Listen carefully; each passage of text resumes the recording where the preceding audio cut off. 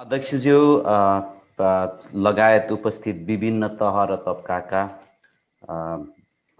विभिन्न सङ्घ संस्थाबाट प्रतिनिधित्व गर्ने सङ्घ संस्थाका नेतृत्वज्यूहरू, यो भर्चुअल मिटिङमा जोडिनुभएका र लाइभ सुनिराख्नुभएका विभिन्न फेसबुकबाट र अन्य मिडिया रेडियोबाट सुनिराख्नुभएका सम्पूर्ण श्रोताहरू, जोडिनुभएका सबैलाई म अभिवादन टक्राउन चाहन्छु र म फिप्नालाई यो कार्यक्रम आयोजना गरेर आफ्नो कुरा राख्ने मौका दिनुभएकोमा म धन्यवाद पनि ज्ञापन गर्न चाहन्छु। म सर्वप्रथम यो नेपालको संविधानको बारेमा कुरा सुरुवात गर्दाखेरि म चाहिँ यहाँहरूसँग एउटा अहिले चलिराखेको डिस्कोर्स अथवा यो संविधान 5 वर्षको अवधिमा अहिले यसले उठाएका कुराहरू, त्यसको बारेमा र संविधानको अन्तर्वस्तु र यो 5 वर्षको दौरानमा यो संविधानले के गर्न सक्यो र के गर्न सकेन, खास गरी सीमान्तकृत समुदाय, आदिवासी नेसन, मधेसी नेसन, दलित नेसन अनि त्यस्तै समग्र त्योदेखि बाहेकका समग्र नेपाली सबै नागरिकहरूको सवालमा के गर्न सकेन भन्ने कुरा म राख्न चाहन्छु। धेरै कुराहरू यहाँहरू जानकार हुनुहुन्छ।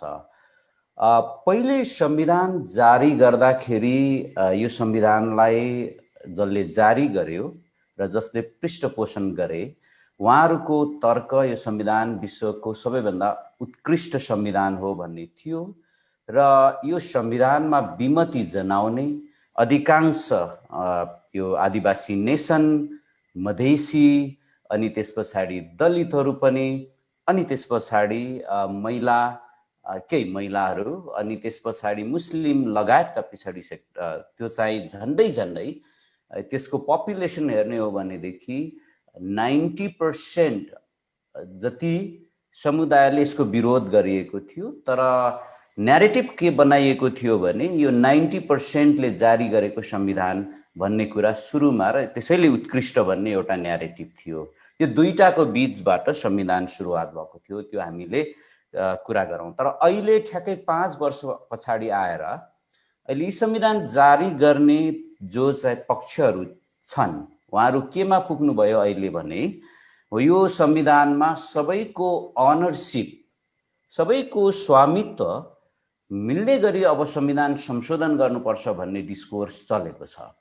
त्यसले के पुष्टि भयो भनेदेखि यो संविधानमा हिजो स्वामित्व थिएन रहेछ र यो संविधान बनाउँदाखेरि एउटा ठुलो समूहलाई बहिष्करण गरिएको रहेछ भन्ने कुरो यसबाट पुष्टि हुन्छ। त्यसले गर्दाखेरि यो मैले पहिलोचोटि यो निवेदन गरेँ कि यो अब कसरी अनरसिप यसबाट प्राप्त हुन्छ भन्ने कुरा हामीले विचार गरौँला।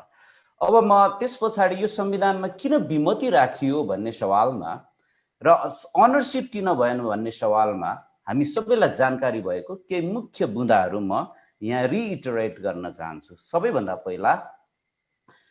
पहिलो संविधान सभामा त्यहाँ जुन उपस्थिति थियो आदिवासी समुदायका सभासदहरूको र मधेसी समुदायका सभासदहरूको, उहाँहरूको संविधान जारी हुने अन्तिम बेलासम्ममा 421 जनाको गठबन्धन बन्यो 601 मा र त्यो 401 जनाको गठबन्धन बनेपछि त्यस पछाडि त्यसबाट यो परिवर्तन नचाहने, जसलाई चाहिँ विभिन्न राजनैतिक पार्टीहरूमा नेतृत्व गरिराखेका मुख्य नेतृत्वका नेताहरू, उहाँहरूले यसलाई यो हठात र बलात्पूर्ण तरिकाले यसको पहिलो संविधानको विघटन गरियो।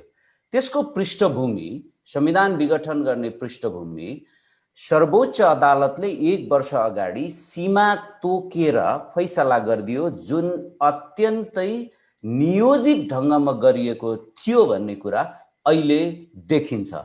सर्वोच्च अदालतले सीमा तोकिदिने अनि त्यस पछाडि 421 जनाको गठबन्धन भनेको 601 मा कमसेकम बहुमत 2/3 भन्दा बढी जे हिसाबले पनि संविधानहरूमा चाहिँ त्यो प्रावधानहरू पारित हुने अवस्था थियो।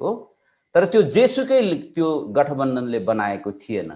त्यो गठबन्धनले प्रस्ताव यस्तो बनाएको थियो कि संविधानमा रहन पर्ने नेपालका उत्पीडित समुदाय बहिष्करण र ऐतिहासिक विभेदमा परेका समुदायहरू सबैको लागि न्याय दिने खालको प्रस्ताव लिएर उहाँहरूले गठबन्धन बनाउनु भएको थियो। त्यो विघटन गरियो। त्यस पछाडि त्यो विघटन गरिसकेपछि दोस्रो संविधान यसरी संविधान सभाको चुनाव के अरे संविधान सभा गठन गरियो कि चुनाव गर्दाखेरि मैले नियोजित किन भनेको भने चुनाव गर्दाखेरि सर्वोच्च अदालतको न्यायाधीशलाई मन्त्री परिषदको अध्यक्ष प्रधानमन्त्री सो सरहको बनाएर प्रधानमन्त्री बनाएर लगियो।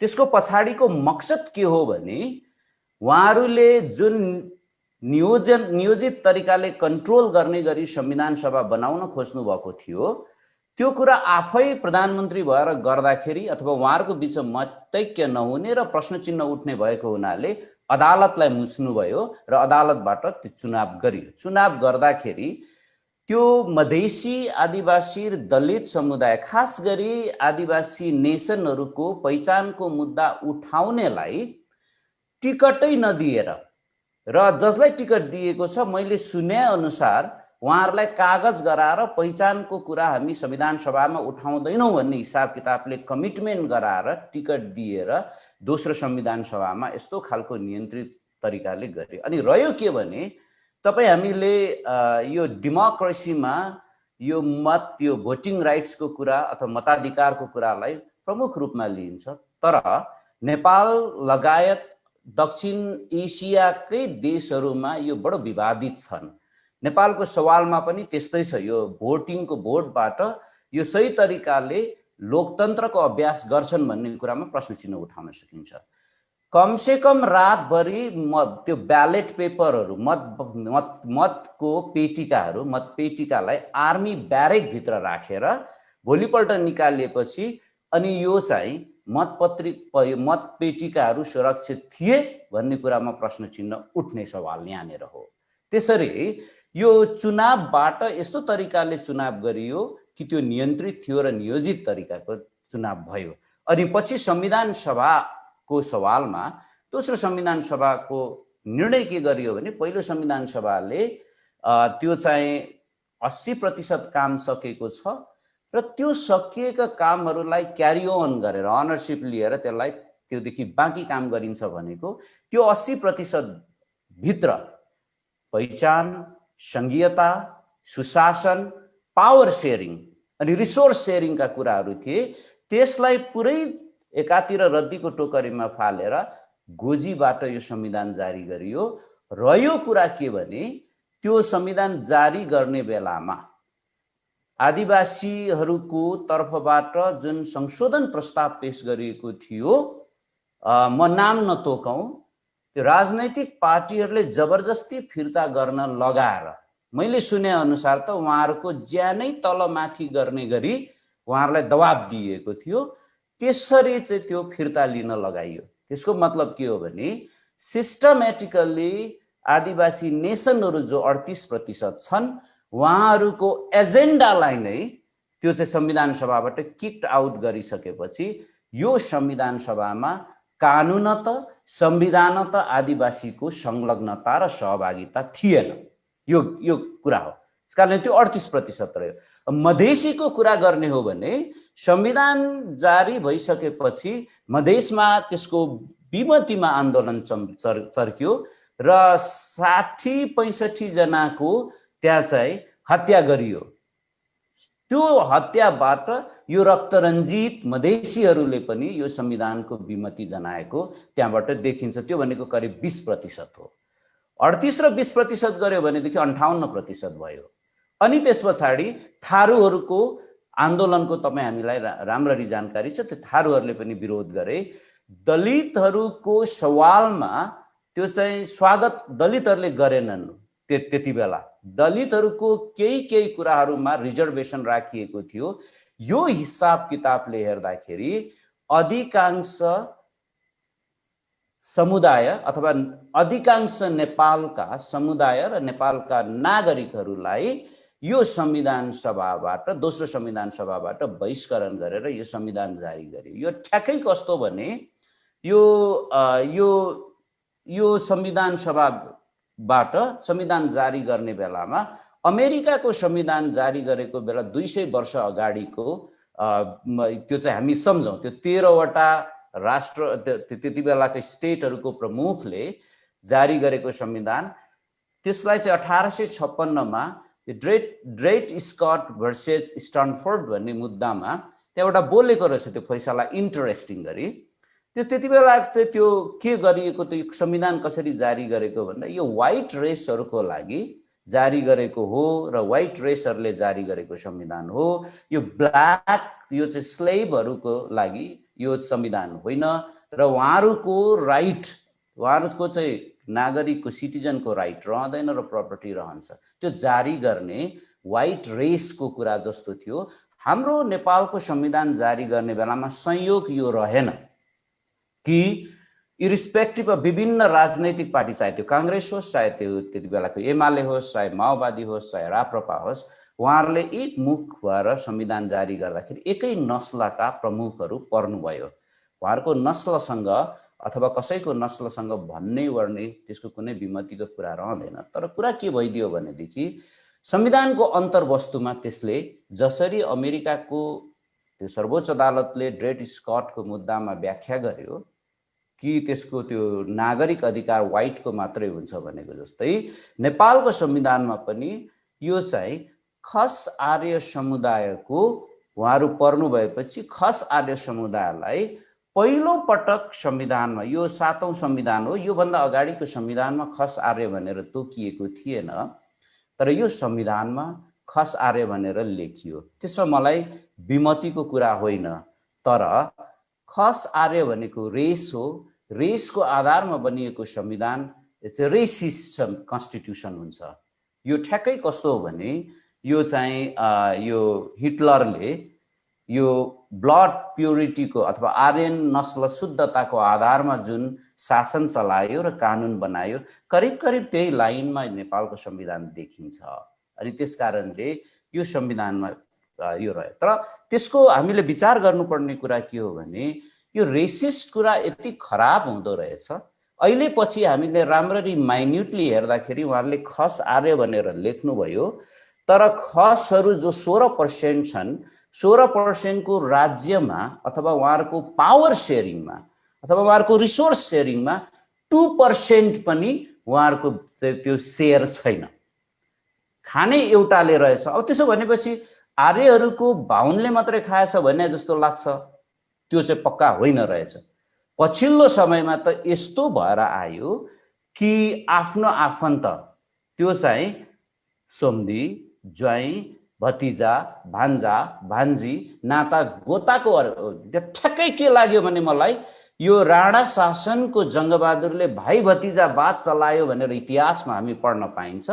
त्यो भाइ भतिजावाद र ठ्याक्कै आएर अहिलेको संविधान र संविधानले जुन पावर दियो र पावर एक्सर्साइज गर्ने यो देश चलाउने सरकार चलाउनेहरूले भाइ भतिजावाद राणा शासनको जस्तो चलाए। एकातिर रेसिस्ट कन्स्टिट्युसन, अर्कोतिर तपाईको चाहिँ भाइ भतिजावाद चलाएपछि यो अहिले भएको समस्या त्यो। अर्को समस्या के त भन्दाखेरि अहिले चाहिँ लोकतन्त्र जस्तो पहिले पनि यो अलिकति यो इन जेनरल सबैलाई लागू हुने कुरा हो। डेमोक्रेसीमा यो चाहिँ त्यो जनताले भोट लगाइसकेपछि र जनताको अभिमत आइसकेपछि त्यो सार्वभौम हुन्छ। त्यसलाई दायाँ बायाँ कसैले गर्न मिल्दैन। यो त अहिले यो हाम्रो यो संविधानमा संसदको कम्पोजिसनमा के लेखेको छ भनेदेखि यो मन्त्री चाहिँ संसदको कुनै सदस्य मन्त्री हुन पाउँछ कि पाउँदैन भन्ने बारेमा त्यो व्यवस्था छ। चुनावमा हारेको मान्छेलाई मन्त्री बनाउन पाइँदैन र चुनावमा हारेको मान्छेलाई सभासद बनाउन पनि पाइँदैन। अहिले त 2-2 जनालाई लगेको छ राष्ट्रिय सभामा। र यो के रहेछ भनेदेखि यो संविधान अहिलेको सरकारले नै मानेको छैन। अब संविधान जल्छ किन भन्ने कुरा आयो। संविधान किन जल्छ भने यदि सरकारले नै संविधान जसलाई पालना गर्नुपर्छ, यो सरकारले यो संविधान ऊ आफैले पालना गर्दैन भनेदेखि यो संविधान अरूले पालन गर्नुपर्छ भन्ने कुरा यो संविधानले इन्हेरेन्टली यसले चाहिँ उसको लेजिटिमेसी गुमाएको सरकारको कारणले हो अहिले। तर उहाँहरू के जस्टिफिकेसन गर्दै हुनुहुन्छ भने पार्टीले आवश्यक ठान्यो भने मान्छे ल्याउँछ भने यो संविधानमा उहाँहरूले देखाइदिनु पर्यो कि पार्टीले त्यसरी चाहिँ जनताले मत नदिएकोलाई ल्याउन सक्छ भनेर कहाँ लेखेको छ। त्यसकारणले डेमोक्रेसी पनि यो चाहिँ अहिले के भयो भनेदेखि यो चाहिँ ठ्याक्कै यो यो यो यो यो सर्टेन नर्म्स भन्दा बाहिर गयो। मलाई एकचोटि सम्झना आउँछ धेरै अगाडि त्यति बेला थुप्रै आन्दोलनहरू चल्थ्यो अनि त्यो मलाई लाग्छ यो मदन भण्डारीको जीवराज आश्रित र मदन भण्डारीको दुर्घटनामा मृत्यु भएको, अब कसैले हत्या भन्छन् के भन्छन् त्यो अहिले बाहिर नआएको हुनाले गर्दाखेरि केही भन्न सक्ने स्थिति रहेन। अब सम्बन्धित मान्छेहरू त अहिले प्रधानमन्त्री र राष्ट्रपति छ, उहाँहरूले नै पत्ता नलगाएको विषय हामीले थाहा पाउने कुरा भएन। तर के होला त्यो सबै दिन जतिकै छर्लङ्गै बाहिर कुरा आएको कुराहरू छन्, अनुमानका कुराहरू। त्यति बेला आन्दोलन चलिरहेको बेलामा एकजना कैनेडियन मैले चिनेको मान्छे अनि ऊ चाहिँ दरबार मार्गबाट त्रिचन्द्रतिर आउँदै रहेछ अनि त्यस पछाडि जुलुससँग जम्का भेट भएछ। त्यति बेला एमाले निकै उग्र अनि त्यस पछाडि यसो सेतो अनुहार देखेपछि अनि त्यस पछाडि त्यो के अरे नारा लाउनेले स्टुपिड अमेरिकन गो ब्याक भनेर नारा लगाएछ। किनभने त्यति बेला आरोप चाहिँ यो अमेरिकन सिआइएहरूले मारे हो मदन भण्डारी र जीवराज आश्रितलाई भन्ने थियो, एउटा अर्को यो रले मारेको हो भन्ने थियो, त्यो अफवाह त्यस्तो थियो हैन, कसले के गर्यो थाहा छैन। अनि उसले मलाई के भन्यो भने पछि ऊ चाहिँ एकदम मेरो त्यति बेला असनमा एउटा अफिस थियो, अफिसमा छिरेपछि अनि उसले एकदम चाहिँ ठुलो ठुलो सास फेरि राखेको हुनाले अतालिएको हुनाले अनि मैले व्हाट ह्यापन भनेर मैले सोद्धाखेरि उसले के भन्यो भने what you guys have got, you got a democracy or a monkey crazy भनेर उसले भनेको अहिले पनि सम्झना लाग्छ मलाई। र यो monkey crazy को यो उदाहरण दिइसकेपछि उहाँहरूले न डेमोक्रेसी उहाँहरूले अवलम्बन गर्नुहुन्छ, न संविधान रुल अफ ल को अवलम्बन गर्नुहुन्छ, न कन्स्टिट्युसनलिजमको गर्नुहुन्छ।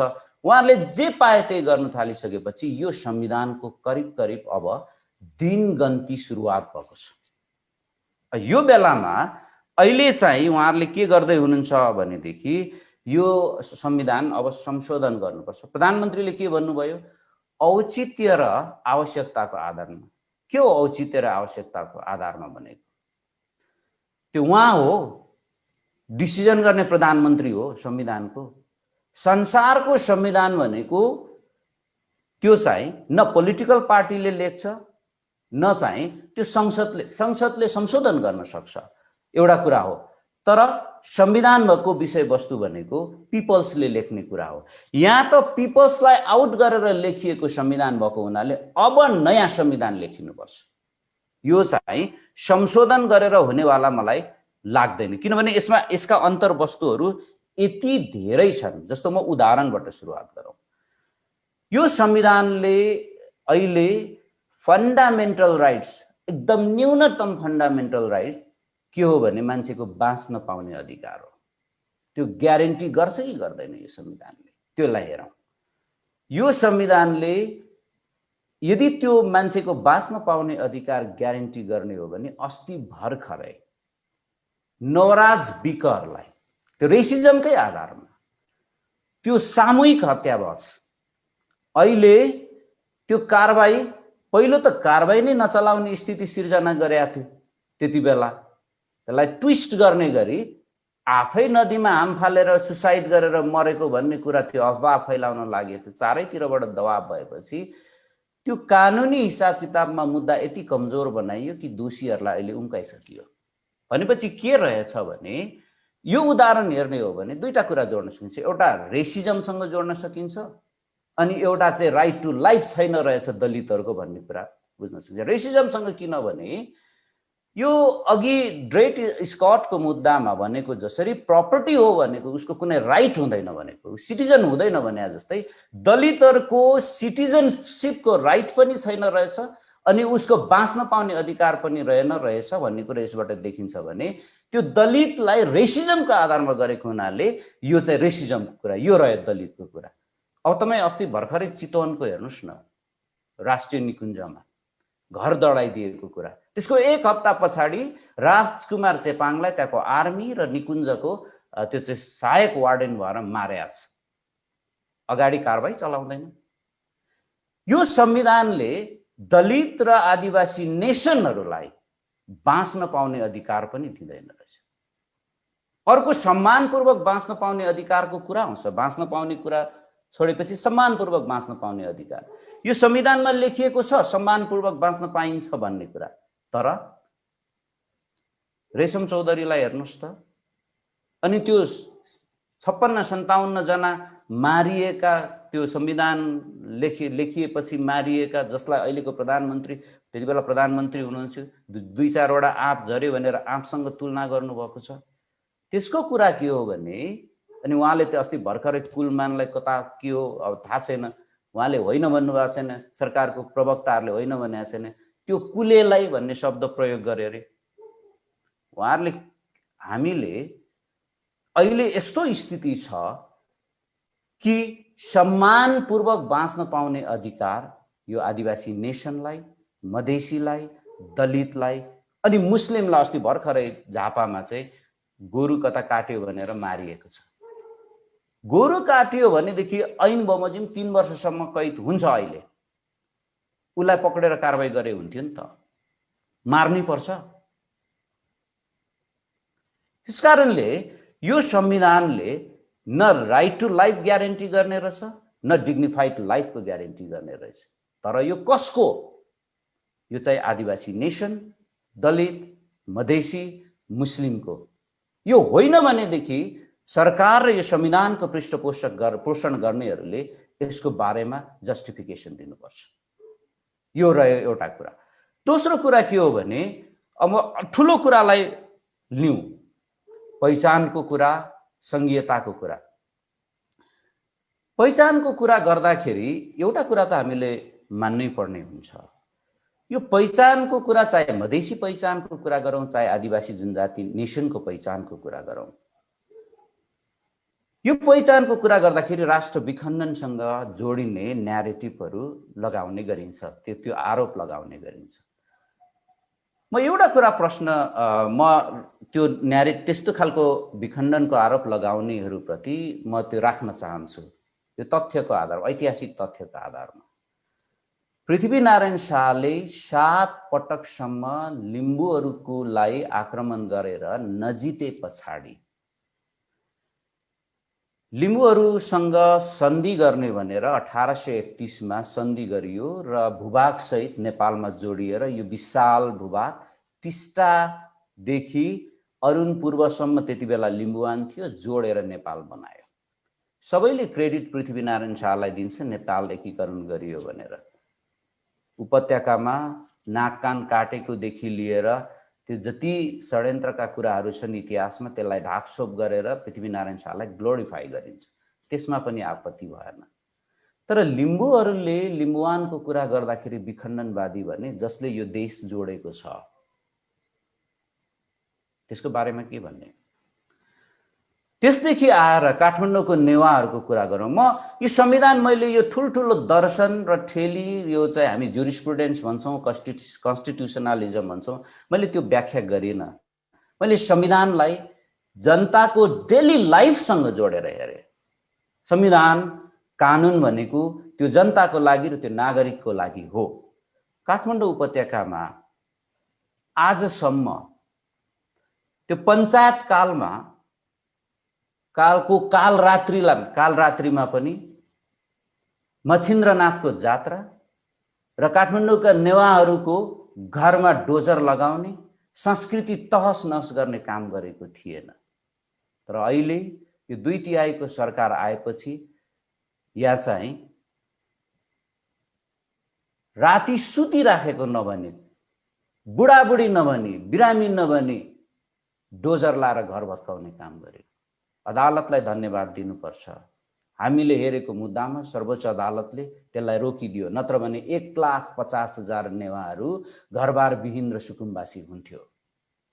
प्रधानमन्त्रीले के भन्यो? सर्वोच्च अदालतले यो जनताको घरमा डोजर नलगाऊ, अल्टरनेटिभ हेर भन्दाखेरि प्रधानमन्त्रीले सर्वोच्च अदालत विकास विरोधी भनेर कुरा गर्यो।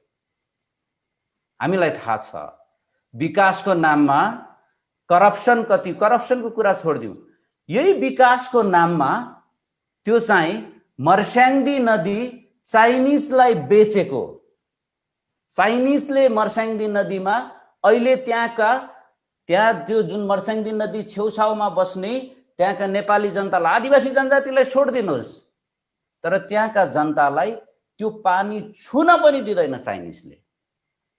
खोला हाम्रो, नदी हाम्रो, विकासको नाममा चाइनिजलाई बेचेको। त्यो चाइनिजलाई डाइरेक्ट बेच्या होइन, पहिले जिएमआर भन्ने कम्पनीलाई बेच्यो, त्यो भारतको कम्पनी हो, जिएमआर कम्पनीले चाइनिजलाई बेच्यो।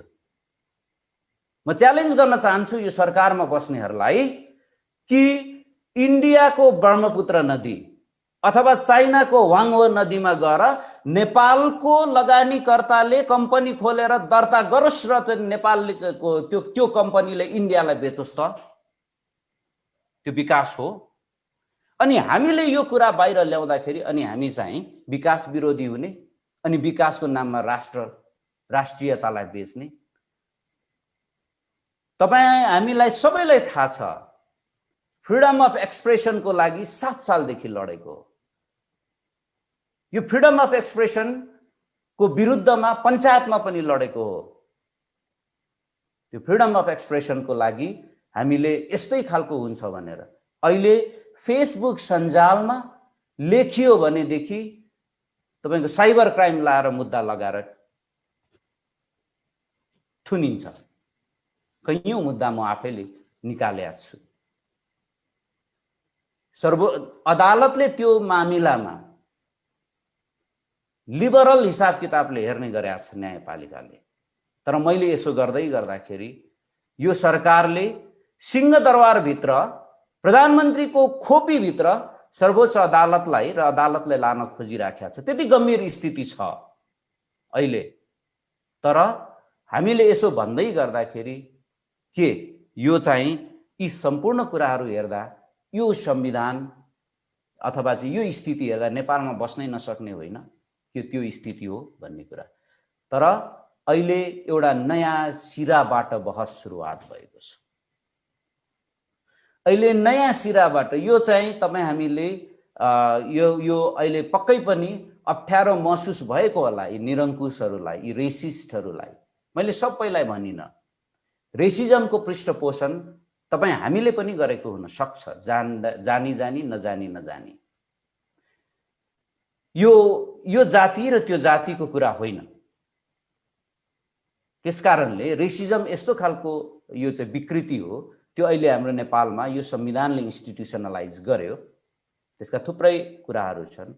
तर अहिले नयाँ कुरा सुरुवात भएको छ। अहिले नयाँ सुरुवात के हो भनेदेखि मान्छेले रेसिस्ट गर्न थालेको छ।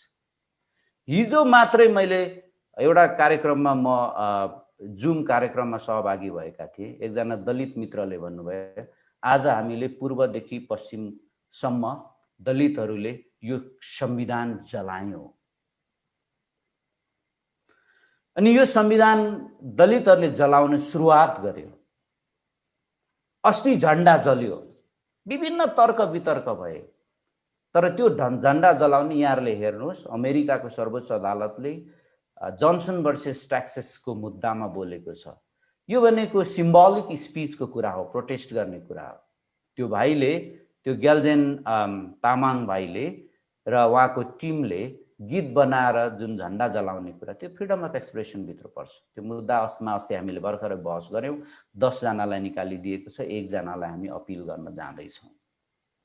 तर यो झण्डामा किन भन्दा संविधान बनाउँदादेखिको विमति हो यो कुरा, त्यो भन्न पनि नपाउने। अनि यो फ्रिडम अफ एक्सप्रेसन कर्टेल गर्ने, यो भन्दा अगाडि यो पत्रकारहरूलाई हाम्रो शैलेश सर यहाँ हुनुहुन्छ, उहाँलाई राम्ररी जानकारी, सबैभन्दा पहिले पत्रकारहरूलाई एट्याक गरेको हो यो सरकारले। विधेयक ल्याएर पत्रकारहरूको कलम भाँचिदिने, मुख बन्द गरिदिन खोजेको। तर जब आदिवासी नेवाहरू गुठी विधेयकको विरुद्धमा काठमाडौँमा उपत्यकाबाट मण्डलामा निक्ले, त्यस पछाडि यो चाहिँ यो सरकारको 2/3 तुजुक सिद्ध्यो। नेवारले सुरुवात गरेको छ, थारूहरूले अहिले सुरुवात गरेको छ, मगरातबाट सुरुवात गरेको छ। हामीसँग चुनौतीहरू छन् अहिले, तर अहिले यसको विरुद्धमा रेसिस्टको कुरा सुरुवात भएको छ। यो यसलाई कसरी यो रेसिजमको रेसिस्टेन्स सुरु भएको छ नेपालमा। यहाँहरू जस्तो बाहिर बस्नुभएकोहरूले यी कुराहरूलाई उठाउनु भएको छ। हाम्रो पार्वती थापा डिआइजी साहब यहीँ हुनुहुन्छ, उहाँ आफै भिक्टिम हो रेसिजमको। उहाँले भन्दा बढी पीडा कसले भोगेको होला, कसलाई थाहा होला रेसिजमको कुरा। त्यसैले अहिले यस्तो छ, म कालो कोट लाएर अदालतमा बहस गर्न जान्छु, सधैँ मैले देख्ने दृश्य एउटा हो, के एक्सेप्सन बाहेक। एउटा मुद्दा मैले हेरेको थिएँ, राज्य विरुद्धको अपराध। 14 जना आदिवासीका नेतृत्वहरूलाई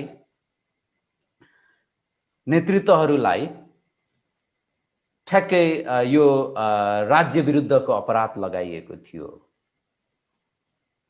त्यसमा राज्य विरुद्धको अपराध लगाएर पक्रेर ल्याउने प्रहरी एउटा नस्लको, त्यही नस्लको उसलाई मुद्दा लगाउने, अनि सरकारी वकिल, अनि त्यही नस्लको मान्छे, अनि त्यस पछाडि बहस गर्न आउने, अनि त्यही नस्लको मान्छे बेन्चमा बसेर उसको फैसला गर्ने, पक्राउ पर्ने आदिवासी नेसनका मान्छेहरू। यो अहिलेको रियालिटी हो। त्यसैले यो अहिले यो संविधान सुरुदेखि चल्यो, दीपावली गर्ने कुरा चल्यो। त्यसले गर्दा यसले के गर्यो भने इन्हेरेन्ट रूपमा यो संविधानले जनतालाई विभाजित बनायो। संविधानले त जोड्छ, संविधानले भूभाग जोड्छ, संविधानले जनता जोड्छ, जनताको मन जोड्छ। त्यसकारणले यो संविधानले इन्हेरेन्टली जनतालाई विभाजन गर्यो। त्यसकारणले प्रब्लमेटिक रह्यो। अब रह्यो यसको यो संविधानको केही अन्तर्वस्तुका कुराहरू के छन् भन्ने अघि उहाँले यहाँ चाहिँ ठ्याक्कै मलाई च्याट बक्समा आछ, के छन् आर्टिकल बाई आर्टिकल जानुस् भनेर कुरा गर्नुभयो। यसलाई हामीले आदिवासी नेसनहरूको तर्फबाट विश्लेषण गर्यौं, लाहुर्नेबाट। त्यो विश्लेषण के आधारमा गर्यौं भने संसारभरका मल्टिकल्चरलिजम देशहरूका संविधानमा आदिवासी नेसनहरूलाई कसरी अधिकार दिएका छन् भन्ने बारे ती संविधानहरूका आधारमा, त्यो अभ्यासका आधारमा नेपालले हस्ताक्षर गरेका अन्तर्राष्ट्रिय मानवाधिकारका कानुनहरू जसलाई संविधानमा राख्नु पर्दछ, त्यो मान्यता हो, त्यसको आधारमा अनि हाम्रो समस्याको आधारमा यसलाई विश्लेषण गर्दाखेरि 11वटा प्रावधानले आदिवासीहरूलाई डाइरेक्ट विभेद गर्छ। नम्बर 1, आदिवासीले पहिचानको आधारमा अहिले पनि राजनीतिक पार्टी खोल्न पाउँदैन, नम्बर 1। दोस्रो नम्बरमा जुन स्वायत्तता र सुशासनको अधिकार हो, आत्मनिर्णयको अधिकार सहित स्वायत्तता र सुशासनको कुरा, त्यो स्वायत्तता र सुशासन विखण्डनका कुरा होइन, आफ्नो लागि आफै शासन गर्न पाउने कुरा, त्यो यो संविधानमा छैन।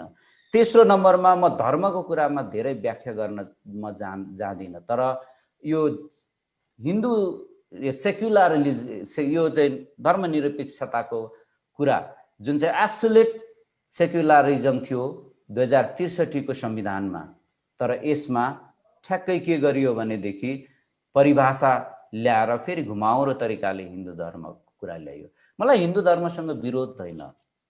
धर्म यति मात्रै हो, व्यक्तिको हुन्छ, धर्म समुदायको हुन्छ, धर्म राज्यको बनाउनु हुँदैन। राज्यको बनायो भनेदेखि अहिलेसम्म 250 वर्षसम्म त्यसरी बनाएको हुनाले गर्दाखेरि यहाँ विभेद भएको हो या अन्याय भएको हो। तेस्रो कुरा, यो भूमि भूभाग र स्रोतका कुराहरू, थुप्रै त्यस्ता खालका विस्थापनका कुराहरू छन्। अघि मैले चेपाङको कुरा गरेँ, राष्ट्रिय निकुञ्ज त्यो चेपाङको परम्परागत थलोमा बनाएको कुरा हो। त्यस्ता थुप्रै, अब जस्तो उदाहरणको लागि पूर्वदेखि पश्चिमसम्म आदिवासीका त्यस्ता थुप्रै भूमिहरू छन्, सामूहिक भूमिहरू, त्यो एउटाको होइन। उनीहरूले संरक्षण गरेका छन्, जोगाएर राखेका छन्। त्यो चाहिँ अरूको पहुँच हुन्छ सबैको। त्यो फेरि आदिवासीको भूमि भन्नाले अरूले छिर्न नपाउने होइन। त्यसलाई त्यो अधिकार पहिलो संविधान सभाको प्रस्ताव त्यो चाहिँ प्रस्तावहरूमा परेका थिए, तर त्यो अहिले भूमि र भूभागको अधिकारलाई पनि दिइएको छैन। भाषामा त्यस्तै विभेद गरिएको छ। अनि त्यस पछाडि आरक्षणको कुरा गर्यो भनेदेखि आरक्षण चाहिँ मलाई एउटा प्रश्न गर्न मन लागेको छ।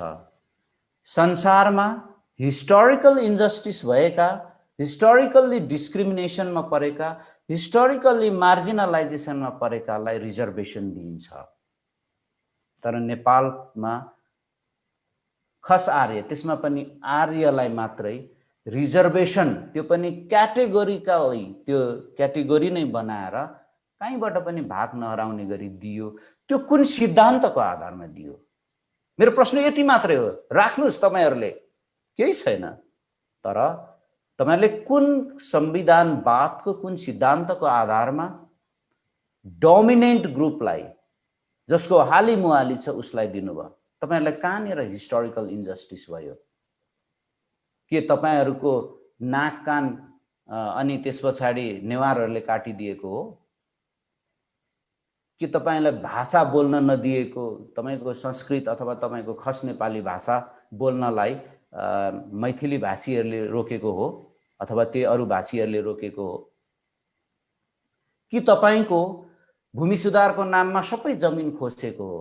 गुठी संस्थान ऐन ल्याएर जम्मै गुठी नेवारको गुठी खोसिदिएको, त्यस्तो खालको तपाईले कहाँनिर अन्याय भयो? हिस्टोरिकल इन्जस्टिस कहाँनिर भयो?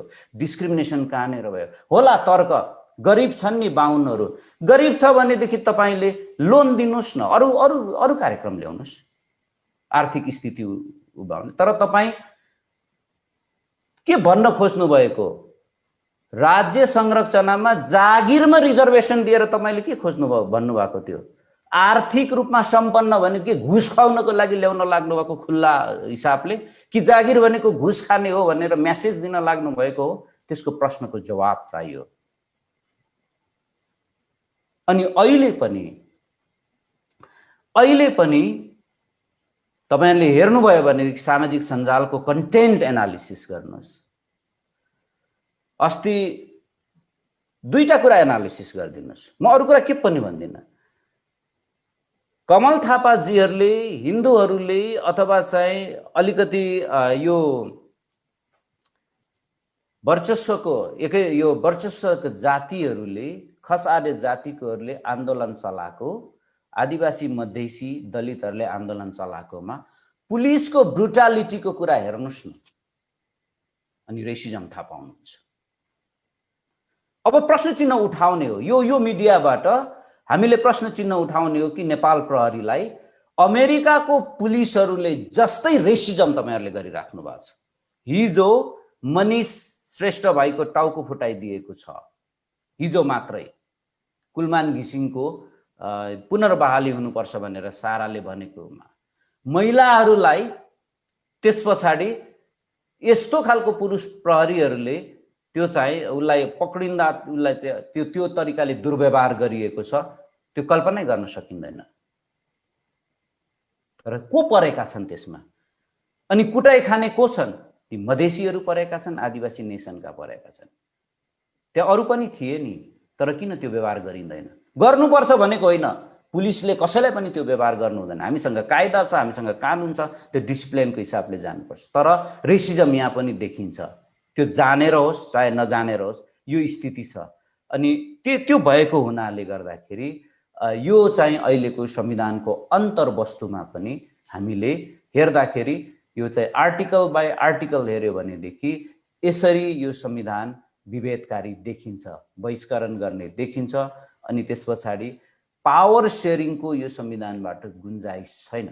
त्यसैले मलाई के लाग्छ भने संशोधन गर्नुपर्छ भनेदेखि अथवा यसलाई रिराइट गर्नुपर्छ भने प्रस्तावनादेखि यसको अन्तिम धारासम्म प्रत्येक प्रावधान छुनुपर्ने हुन्छ। यो तपाईको भ्रष्टाचारीहरूलाई अहिले भर्खरै एकजना अख्तियार दुरुपयोग अनुसन्धान आयोगबाट रिटायर हुनुभयो। उहाँलाई के भनिन्छ भने सानालाई चाहिँ थुन्ने रे अनि ठुलोसँग चाहिँ काम्ने रे, अहिले त त्यो कुरा हो हैन। त्यो चाहिँ त्यस्तो खालको अहिले यो भ्रष्टाचार र करप्सनको कुरा जुन कुरा बढिरहेको छ, ती सबै कुराहरूको मलाई लाग्छ जड भनेको दुईटा कुरा। एउटा यो संविधान हो पहिलो, र यो संविधानले इन्स्टिट्युसनलाइज र पावरफुल बनाएका जुन समुदाय छन् ती समुदायको पनि सीमित मान्छे है। फेरि एकैचोटि खास आर्य भनेर म त्यसलाई चाहिँ एउटै डालोमा राख्ने पक्षमा, त्यो त एक त संविधान त पनि नमिल्ने देखियो, न्यायको हिसाबले पनि नमिल्ने देखियो। खसलाई छुटाउनु पर्ने भयो, खसलाई पनि अन्यायमा परेको छ। त्यो आर्य समुदायको पनि त्यस्तो बहुत सीमित घेराका बाहुनहरूले यो चाहिँ हालिमुहाली गरिरहेको स्थिति हो। त्यसलाई इन्स्टिट्युसनलाइज गराउने यो संविधान र यो दुईटा, यो संविधान र रेसिजम दुईटा कुरालाई हामीले अहिलेको सवालमा यसलाई फाल्नुपर्ने देखियो र त्यो वातावरण बनिएको छ। हस्, मैले मेरो कुरा यहाँ राखेँ।